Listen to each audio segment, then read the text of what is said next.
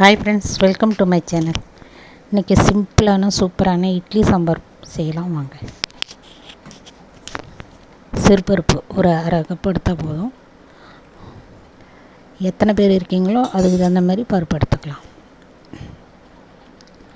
எடுத்து ஒரு கொஞ்ச நேரம் ஊற வச்சிங்கன்னா சீக்கிரம் வந்துடும். சில பருப்பு வேகவே வேகாது. கொஞ்சமாக எண்ணெய் சேர்த்து ஒரு அரை டீஸ்பூன் கடுகு, ஒரு டீஸ்பூன் சீரகம், ஒரு டீஸ்பூன் மிளகு சேர்த்து கொஞ்சம் வறுப்பட்ட உடனே ஒரு பெரிய வெங்காயம்,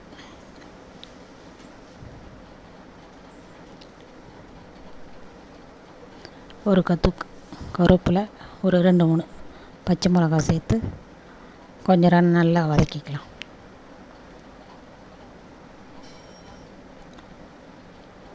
தக்காளி ஒரு 2 தக்காளி எடுத்துருக்கேன் நான். அதையும் நல்லா வெட்டி அதையும் போட்டு கொஞ்ச நேரம் நல்லா வதக்கிக்கலாம்.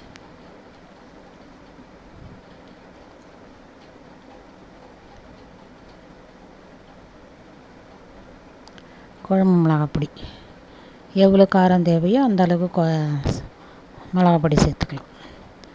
சேர்த்துட்டு ஊற வச்ச பருப்பையும் சேர்த்து தேவையான தண்ணி சேர்த்து சில பருப்பு 3 விசில்லே நல்லா குழஞ்சி வந்துடும். சில பருப்பு வேகாது.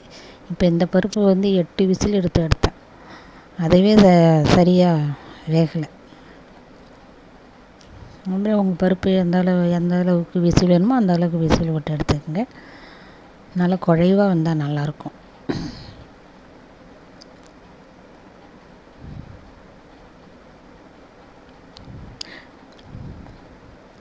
சிம்பிளாக தான் இருக்கும், ஆனால் நல்லாயிருக்கும், சூப்பராக இருக்கும். இட்லிக்கு மசிச்சிக்கலாம் கொஞ்சம்.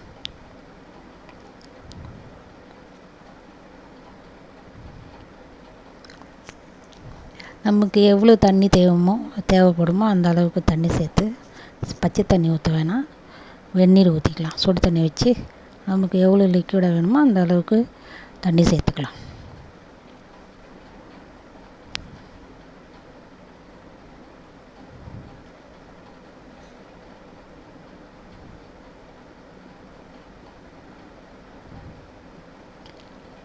உப்பு தேவையான உப்பு சேர்த்து